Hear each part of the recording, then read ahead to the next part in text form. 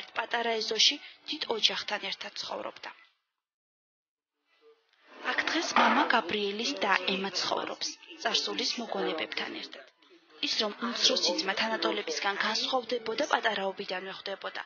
ისი უცნაური საქციელი და საუბრები კი ხშირად აშინებდა. აი ქრისტე გვერდზე მიდგა, მე ჩვენ ბუნებაში ვიტყოდი. ეხლა მას ქრისტე ვუდგა. გოდერძის სიტყვები მაშინ დაუჯერებლად ჟღერდა. ბოლშევიკური ოჯახის უფროსი ვასილ ურგებაძე შინსახკომში მუშაობდა.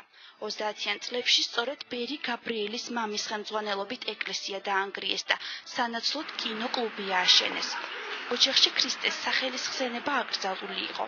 ამ დროს უმცროსი ურგებაძე ბავშვურ თამაშებზე უარს ამბობს და კენჭებისგან პატარა ეკლესიებს აშენებს. მაშინ მამა გაბრიელი 5 წლის იყო. პატარობიდან აი კენჭებით აკეთებდა პატარა ეკლესიას. შემოდიოდნენ სვამობდნენ. ეს რა გაუკეთები, შიქსტიჩკე ფანთებდა, წითელ ნაჭრებს გაფინამდა. მერე ნამდვილი ეკლესია ააშენა, საკუთარი სახლის ეზოში. მასალად ნაგავსაყრელზე მოგროვილი ძველი ნივთები გამოიყენა, რომლის შეგროვებასაც წლები და უკანასკნელი კაპიკები მოანდომა. თავის კაპიკებს მენაქვეებს აძლევდა. თუ რამე ნახოთ ხატი, ანის და კაპიკები გამიგროვეთ მეო და მოხდა წმენდა რეალებდა გარეთიდან გააკეთებდა. ასე ნავთლუღის ერთ პატარა ეზოში საკუთარი სამყარო შექმნა. ეკლესიის აშენება საერთო ნგრევის პერიოდში არც ხელისუფლებას გამოპარვია. ეს ტაძარი სამჯერ დაუნგრიეს, მაგრამ სამივეჯერ ხელახლა ააშენა. დღესაც ყველაფერი ხელუხლებელია.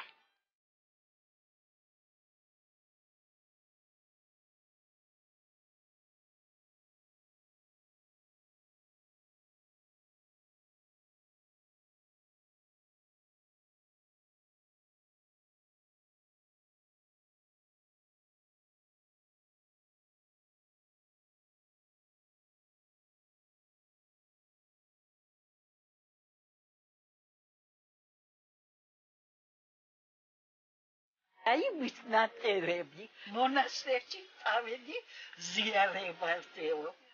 ეს თავისი ამოთხრილი, ამოთხარდა აი ხაწვებოდა. ჩვენ არ გვინახე მე მაგალითად. არ გვიჩვენებოდა. დაკეტილში რო იყო, აი აქ წვებოდა.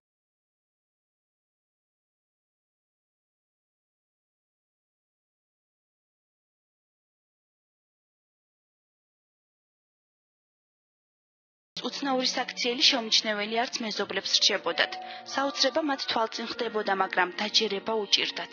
ცხელათო, რომ გამოიარა, მოგვესალმა და დიახო ჩვენ უთხარით, შენ რა არ აქვს ცხელა უფრო ესე შეფუთული ხარო და გინდა წვიმა მოვიყვანო.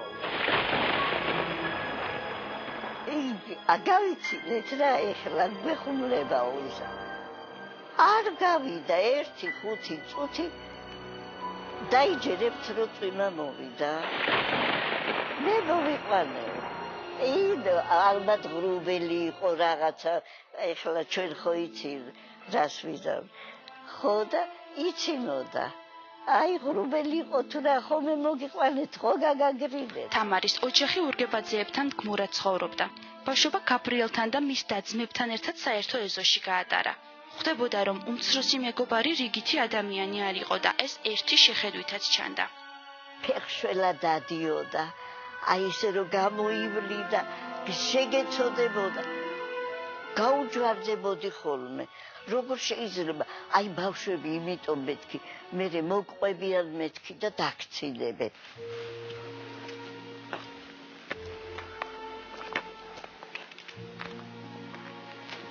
ფეხში შველი და ძველმანებით შემოსილი გოდერძი დედა პელაგიას ბავშვობის მოგონებაა. საერთო ბევრი ჰქონდათ. ღვთისმფარული სიყვარულიც და მეგობარი ბოლშევიკი მამებიც.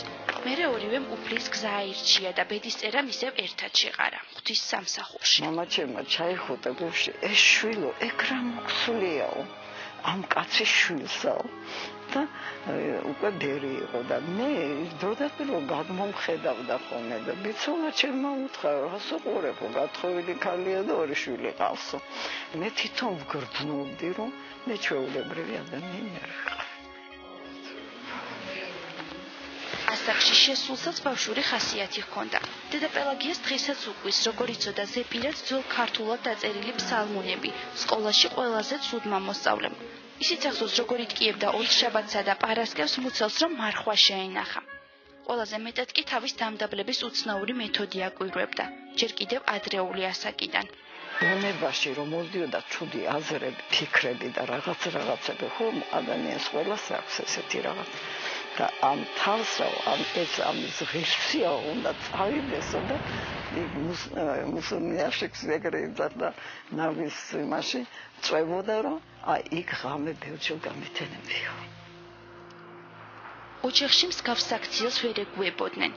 ერთხელაც დედამ ვეღარ მოითმინა და შვილს ყველაზე ძვირფასი სახარება დაუწვა. გოდერძის სახლიდან მიდის. მარტო ქუჩაში დახედიალობს.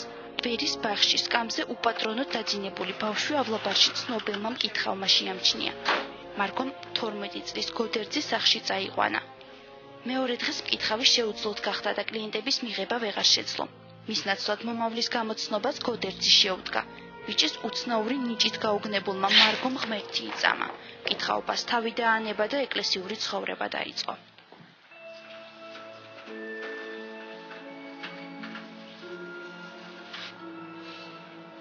ვისრაბედი ელოდა ამას ერთი შეხედვით გრძნობდა. დედა ქეთევას იღუმენობა ჯერ კიდევ მორჩილებაში ყოფნის დროს წინასწარმეტყველა. ლოცველები მის წინაშე დააჩოღა იღუმენი ქეთევანი მოდისო. თუმცა ეს წოდება წლების შემდეგ მიიღო. ერთ ოთახში დედები ერთად შევკრიბა წყლით არსებული თასი მომატანა, მე მიბრძანა რომ ყველას ხელები დააბანინეო. მე ყველას ხელები დააბანინე. და უკან მიტანე მამა გაბრიელს და ახლა ეს შესვიო და სულ თქო გავიკვირვე და დოდნაო და ეს ასე უღმანოთ შევასრულე შევსვი და მე გადამეხვია მომეფერა მამა გაბრიელი შენო იღუმენიად გამოდგებიო.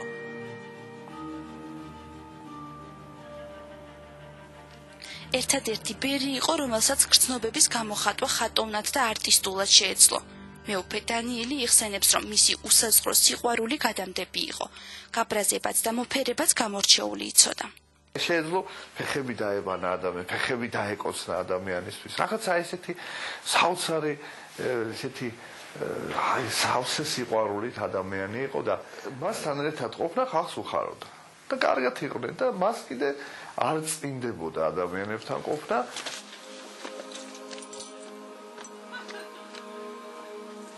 ერთხელ მამა გაბრიელთან ყოფნის დროს დავინახე რომ იგი ლოცვის დროს ჰაერში იყო ამაღლებული და მე გავიფიქრე რომ მე არ ვეტყვიდან და თვითონ თუ იცის მეთქი და ერთსაც ერთხელ მამა გაბრიელთან შევდიოდი მეორე დილას ხედავ რომ მამა გაბრიელი წინკარში იჯდა და ცხარეცრებლები ტიროდა უფალმა მითხრა შვილო 50 სანტიმეტრზე აქწევდა მე რა ღირსი ვარო.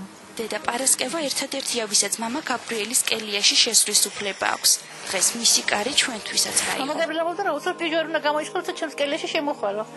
ლოცვას მიწოდით და კელაში შემოვიდოდით. და მამა გაბრიელი აი წახოლნა. აი კერასინი მქონდა ხომ სადაც მამა გაბრიელი წყალს ადუღებდა. მონაზვნებს ისიც ახსოვთ, როგორ ესაუბრებოდა მაცხოვრის ხატი მამა გაბრიელს. ხატი ელაპარაკებოდა მამა გაბრიელ დედებმა დაინახეს. და ისეთი სასწაული ხდებოდა ხოლმე რომ ჩვენ ძალიან ხშირად გვიკვირდა ხოლმე. აქ ყველაფერი დღესაც ისეა, როგორც მამა გაბრიელის სიცოცხლეში. დედა პარასკევაც აქ არის მისი მორჩილი, რომელსაც ცხოვრების უკანასკნელ წუთებში გვერდიდან არ ცილებდა. აი გარდაიცვალა მამა გაბრიელი ბოლოს.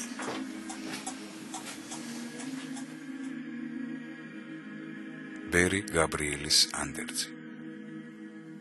სიყვარულშია მთელი ადამიანის ამ ხილულ ქვეყანაზე სასუფევლის პოვნა და მარადისობაში დამკვიდრება.